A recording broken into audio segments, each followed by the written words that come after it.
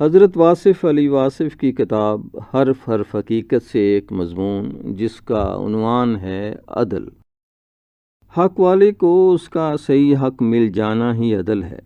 مجرم کو اس کے جرم کے مطابق سزا مل جائے تو عدل قائم ہو جاتا ہے۔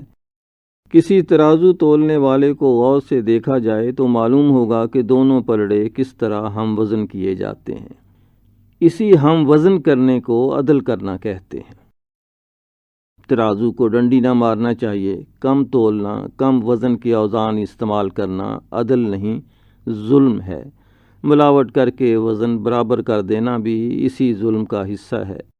عدل کا میدان بڑا وسیع ہے، یہ انسان کی تنہائی سے شروع ہو کر میدان حشر تک پھیلا ہوا ہے۔ جو شخص اپنی تنہائی سے عدل نہیں کرتا وہ زندگی میں کیا عدل کرے گا؟ یعنی خیال عادل نہ ہو تو عمل عادل نہیں ہو سکتا، کبھی نہیں۔ ظاہر و باطن میں فرق رکھنے والا ہی ظالم ہے۔ ایک سے زیادہ زندگیاں گزارنے والا عادل نہیں ہو سکتا۔ عادل ہمہ حال عادل ہے، اس کی بات عدالت، اس کی خاموشی عدالت، اس کی گواہی عدالت، اس کے فیصلے عدالت، اس کی زندگی عدالت، اس کی موت بھی ایک بہت بڑی عدالت۔ حکم ہے کہ میزان کو ڈنڈی نہ مارو، حق کو باطل کا لباس نہ پہناؤ، حق بات کا برملا اظہار کرنے سے قطعاً نہ ہچکچاؤ۔ حق حق ہے، اسے بیان ہونا چاہیے۔ حق پر پردہ ڈالنے والے کب تک کتمان کریں گے؟ آخر سورج نے نکل آنا ہے، زمین میں چھپے ہوئے راز تک ظاہر ہو جائیں گے۔ نگلا ہوا اگلنا پڑے گا۔ یہ امانت گاہ ہے، یہاں سے صرف عادل ہو کر گزرنا ہے۔ سچ کو سچ کہو اور جھوٹ کو جھوٹ، دودھ کو دودھ اور پانی کو پانی، دن کو دن، رات کو رات، سچ اور جھوٹ کو ملا کر بولنے والا بڑے دروازوں اور خوبصورت مکانوں کے اندر عذاب کی زندگی بسر کرتا ہے۔ لوگ اسے خوش سمجھتے ہیں اور وہ جانتا ہے کہ خوشی نام کی کوئی چیز اس کے پاس نہیں آ سکتی۔ البتہ وہ شعور ضبط غم کو خوشی کہہ کر اپنے آپ کو دھوکہ دے سکتا ہے۔ عدل کرنا صرف خوف خدا اور فضل خدا سے ممکن ہے، ورنہ یہ ایک بہت ہی مشکل کام ہے۔ عادلانہ زندگی ہی پلسرات ہے۔ عادل بننے کے لیے یہ بنیادی شرط ہے کہ انسان پہلے یہ سوچے کہ کون سا دین عدل و مساوات کے لیے صحیح ماحول پیدا کرتا ہے۔ یہ سوال ہے جس کا جواب عدل کی دنیا میں داخل ہونے سے پہلے دریافت کرنا پڑتا ہے، اور جس نے اس سوال کا جواب غلط دیا وہ عادل نہیں ہوتا۔ ایک کافر اگر صحیح لین دین کرتا ہوا پایا جائے تو اسے عادل سمجھنے سے پہلے سوچنا چاہیے، اور سوچنے کے بعد ہی اسی نتیجے پر پہنچا جائے گا کہ وہ عادل نہیں ہو سکتا۔ عمل سے پہلے خیال کا عادل ہونا بھی ضروری ہے۔ اگر خیال عادل ہو اور عمل نہ ہو تو ایسا شخص سند نہیں ہو سکتا، اسے عادل نہیں کہا جا سکتا۔ سیرت پر کتابیں لکھنے والے غیر مسلم کبھی عادل نہیں کہلا سکتے۔ عادل علم و عمل کا عادل ہے۔ عدل انسان کی زندگی کے ہر حصے میں کام آتا ہے، ضروری ہے۔ عدل انسانی وجود کے استعمال میں توازن کا نام ہے۔ ایک حصہ دوسرے حصوں کو کھاتا چلا جائے تو عدل نہ ہوا۔ وجود کو موجود رہنا چاہیے لیکن عدل کے ساتھ۔ انسان کے لیے یہ قابل غور بات ہے کہ اس کے خیال کا کیا عدل ہے۔ عمل نیت سے پہچانا جاتا ہے لیکن نیت عمل کرنے والے کو معلوم ہے۔ اگر عمل سے نیت کو پہچانا جاتا تو آج کچھ بھی نہ پہچانا جا سکتا۔ کچھ لوگوں کو دعویٰ ہو سکتا ہے کہ وہ عمل سے نیت کو پہچان سکتے ہیں۔ اسی بے بنیاد دعوے کی قطعی نفی کے لیے تو ارشاد نبوی صلی اللہ علیہ وآلہ وسلم ہے کہ اعمال نیت سے ہیں۔ خیال کی اصل پہچان تو خیال دینے والے کو ہو سکتی ہے۔ خیال کی تخلیق وہی ذات فرماتی ہے جو انسان کو پیدا کرتی ہے۔ خیال انسانوں کی طرح پیدا ہوتے رہتے ہیں، اچھے برے، لیکن تربیت اور نصیب سے یہ ممکن ہے کہ ہم اچھے خیال حاصل کریں اور ان کو عمل کی تقویت دے کر ان کے ساتھ اور اپنے ساتھ عدل کریں۔ عادل کے لیے اپنے خیال کا جائزہ لینا ضروری ہے۔ وہ اپنے دل کے دروازے پر دربان بن کر بیٹھ جائے تاکہ خیالات کے آنے اور جانے کا علم ہو، اور یہی عدل کا تقاضا ہے۔ اپنی پاکیزہ لائبریری میں غیر پاکیزہ کتاب کا نہ رکھنا ہی عدل ہے، اور دوستوں کی فہرست میں کوئی ایسا نام نہ آنے پائے جو کسی طرح بھی عدل کی راہ میں رکاوٹ بن سکنے کی صلاحیت رکھتا ہو۔ خیال کے عادل کے لیے ضروری ہے کہ وہ نگاہ کا عادل بھی ہو۔ اس شخص کی نظر عادل ہو سکتی ہے جو حقوق اور حدود سے آشنا ہو۔ اسے معلوم ہونا چاہیے کہ اپنا کیا ہے اور پرایا کیا ہے۔ اس کے پاس پہچان ہونی چاہیے کہ جو چیزیں گھر میں استعمال ہو رہی ہیں وہ کہیں دفتر کی تو نہیں۔ جو پیسہ وہ استعمال کر رہا ہے وہ کسی دوسرے انسان سے غلط بیانی کر کے تو حاصل نہیں کیا گیا۔ نگاہ کا عدل بڑا قوی ہے۔ نگاہ کا عادل وہ ہے جسے دوسرے کی بیٹی میں اپنی بیٹی نظر آئے، اور جسے اپنے حق سے زیادہ لینے والے بیٹے سے پہلے دوسروں کے حق سے محروم بیٹوں کا خیال آئے۔ صاحبان اقتدار کے لیے نگاہ کا انصاف بہت مشکل ہے، اور کہیں نگاہ عادل ہو جائے تو بس پھر بیڑا ہی پار ہو جائے۔ زبان کا عدل بھی بہت ضروری ہے۔ ہم کیا کہہ رہے ہیں، کیوں کہہ رہے ہیں، کس کے بارے میں کہہ رہے ہیں، کس سے کہہ رہے ہیں، یہ جاننا ضروری ہے۔ کلام کے پیچھے کلیم کی شخصیت ہوتی ہے۔ اللہ کا کلام کسی اور کے کلام کے مقابلے میں اتنا ہی بڑا ہے جتنا اللہ تعالی خود۔ اسی طرح پیغمبر صلی اللہ علیہ وآلہ وسلم کی بات کو باتوں کی پیغمبر سمجھو۔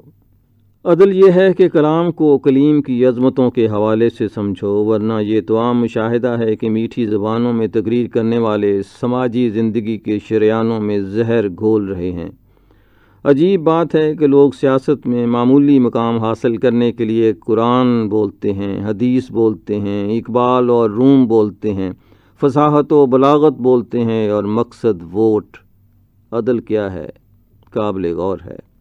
فصیح البیان نظر آنے والا مرتبے کا لالچی انسان دراصل فصیح البیان نہیں، یہ آدمی عادل نہیں، یہ دوسروں کے مضامین یاد کر کے اپنے بنا کر پیش کرتا ہے، اور یہی بات عدل کے خلاف ہے۔ اس سے زیادہ عدل دشمنی کیا ہو سکتی ہے کہ ایک آدمی دوسروں کے لکھے ہوئے الفاظ اپنی کتاب، اپنے ڈرامے اور اپنی تقریروں میں ایسے استعمال کرتا ہے جیسے یہ اس کا پیدائشی حق ہے، یا جیسے وہ چوری نہیں کر رہا، عزت افزائی کر رہا ہے۔ تعلق کی اور بات ہے، اپنوں کی چیزیں اپنی ہی ہوتی ہیں۔ بہرحال ہمیشہ سچ بولنے والی زبان ہی مشکل کے لمحات میں سچ بولے گی۔ ہمیشہ عدل کرنے والے، گفتگو میں عدل قائم رکھنے والے اپنے فیصلوں میں ضرور عدل کریں گے۔ کسی منصف کے لیے عدل فیصلے کا نام نہیں، عدل زندگی کا نام ہے۔ اس کی زبان ہمیشہ عدل بولتی ہے۔ گھر ہو یا عدالت، وہ ضرور عدل کرتا ہے۔ اگر سیاست میں عدل آ جائے تو یہ ملک کہاں سے کہاں ترقی کر جائے۔ سیاسی بزرگ عدل کے بزرگ نہیں ہوتے۔ سیاست میں کچھ جائز ہے اور یہی بات عدل میں ناجائز ہے۔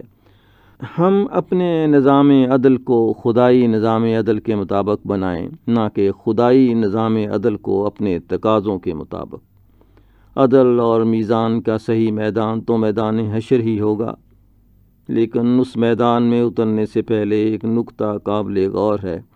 ادب کا حکم دینے والی ذات ادب کے علاوہ بھی مسائل کے حل کا ایک انداز عطا فرماتی ہے۔ عدل کرو، بڑی اچھی بات ہے، لیکن اگر فضل کرو تو بہت ہی اچھا ہے۔ اللہ ہی کا ارشاد ہے کہ میری رحمت میرے غضب سے زیادہ وسیع ہے۔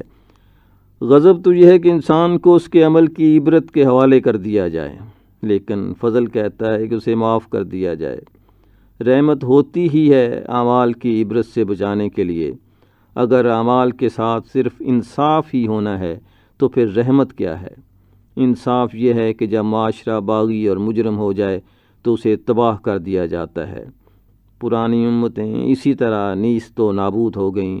کسی کو آواز نے آ لیا، کوئی آندھی کی زد میں آ گیا، کسی کو رعد، کسی کو برق کا عذاب دیا گیا، کسی کو زمین نگل گئی اور کسی کو آسمان کھا گیا۔ لیکن عرب کا معاشرہ اسلام سے قبل تمام خامیوں کے باوجود تباہ نہیں کیا گیا۔ اللہ مالک ہے عدل کا، فضل کا۔ اس نے خیال کیا چلو اس معاشرے پر رحم بھیج دیا جائے، بلکہ ان پر رحمت للعالمین صلی اللہ علیہ وآلہ وسلم کو بھیج دیا جائے۔ پس وہ معطوب معاشرہ مقبول معاشرہ بنا دیا گیا، بلکہ کائنات کا افضل ترین معاشرہ۔ ہمارے قانون میں مجرم کے لیے سزا رکھی گئی ہے، یہی عدل کا تقاضا ہے، لیکن مذہب نے گناہ گار کے لیے استغفار کا موڑ رکھا ہوا ہے۔ کوئی خوش نصیب چاہے تو توبہ کر کے واپس لوٹ سکتا ہے، یہی ہے فضل کا اظہار، رحمت کی دلیل اور انسان کی خوش نصیبی کے امکانات۔ ہر خطرہ خطرناک نہیں ہوتا، ہر سانپ ڈستا نہیں ہے۔ خطرات کے باوجود زندگی کو امن و امان سے چلانے والے نے فضل اور رحم کے لنگر جاری رکھے ہیں۔ اپنی نیک اعمالیوں پر ناز نہیں کرنا چاہیے، اس سے عدل کی بجائے فضل مانگتے رہنا چاہیے، کیونکہ بقول میاں محمد عدل کرے تے تھر تھر کمبن اچیاں شاناں والے، فضل کریں تے بخشے جاون میں جے وی منہ کالے۔ یعنی اگر عدل کرے تو بڑے بڑے جہاندار اور جہانگیر لوگ اس کے آگے کانپتے رہیں گے، اور وہ فضل کرے تو شاعر جیسا بادامال بھی بخشش سے مالا مال کر دیا جائے گا۔ عدل کرنا چاہیے، فضل ہونا چاہیے، غصہ ختم ہونا چاہیے، جرم کی معافی ہونی چاہیے۔ ہمارا سارا سلوک لوگوں کے ساتھ ہی تو ہے، نیکی بدی سب لوگوں کے ساتھ، گناہ ثواب لوگوں کے ساتھ، لوگوں کے ساتھ ہمارا سلوک ہی اللہ سے سلوک ہے۔ یہاں عدل کرو وہاں عدل مل جائے گا، یہاں فضل کرو گے تو وہاں فضل ملے گا۔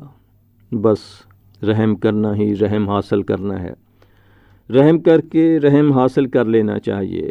عدل فضل کے تابع ہونا چاہیے، اسی میں سیخ پا ہونے کی کوئی بات نہیں۔ ابھی آپ مضمون سن رہے تھے عدل، جو جناب واصف علی واصف کی کتاب حرف حرف حقیقت سے لیا گیا۔ اظہر نیاز کو اجازت دیجیے، اللہ حافظ۔